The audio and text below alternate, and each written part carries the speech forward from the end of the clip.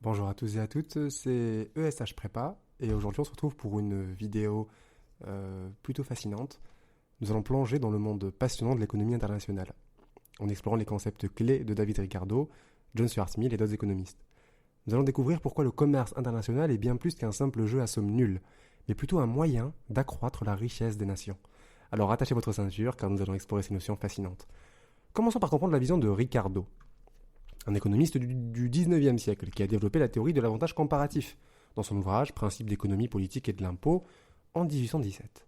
Selon Ricardo, les pays ont intérêt à se spécialiser dans la production de biens et de services où ils ont un avantage comparatif, c'est-à-dire où ils sont le moins inefficaces par rapport à d'autres pays. Pour comprendre mieux cette notion, imaginez deux pays, A et B, qui peuvent produire du maïs et des composantes électroniques. Le prix relatif, le prix des composants électroniques par rapport au prix du maïs, est de 0,5 pour le pays A et de 0,25 pour le pays B. Ricardo nous dit que chaque pays devrait se spécialiser dans ce secteur où il est le plus efficace. C'est là qu'on introduit directement les effets de la spécialisation. Lorsque chaque pays se spécialise dans son avantage comparatif et qu'il commence à échanger ses biens, quelque chose de magique se produit. La production mondiale augmente car les pays se concentrent sur ce qu'ils font de mieux, les prix mondiaux baissent grâce à l'augmentation de l'offre, mais ils restent dans une fourchette déterminée par les prix relatifs avant la spécialisation.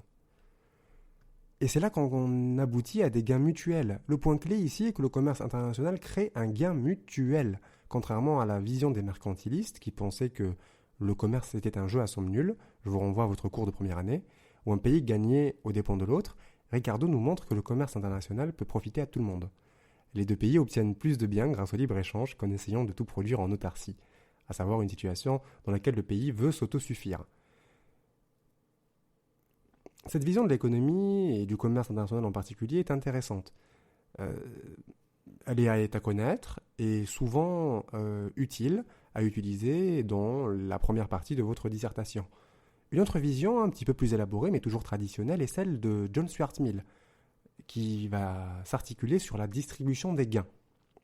Dans l'exemple précédent, le pays B se spécialise dans les composants électroniques et le pays A dans le maïs. Cependant, les nouveaux prix relatifs vont dépendre de la demande mondiale pour ces biens. Si la demande pour le maïs est faible, le prix du maïs par rapport aux composants restera bas et le pays B ne bénéficiera que peu du gain à la spécialisation. Ainsi, pour que le commerce international crée un gain global, la répartition de ce gain n'est pas toujours équitable. Et c'est là où il y a des petites stratégies et une question d'enjeu qui relève plus du politique que de l'économique. La situation la plus optimale n'est pas la situation la plus équitable au niveau mondial.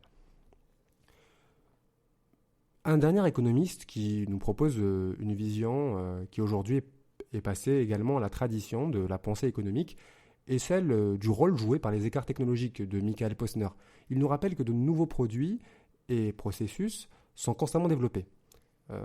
Les pays qui sont en avance dans ces innovations ont un avantage absolu et exportent ces produits. Cependant, avec le temps, d'autres pays les imitent et le processus continue.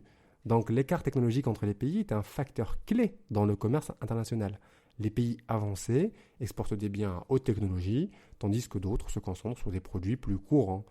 En conclusion, le commerce international est bien plus qu'un simple jeu à somme nulle.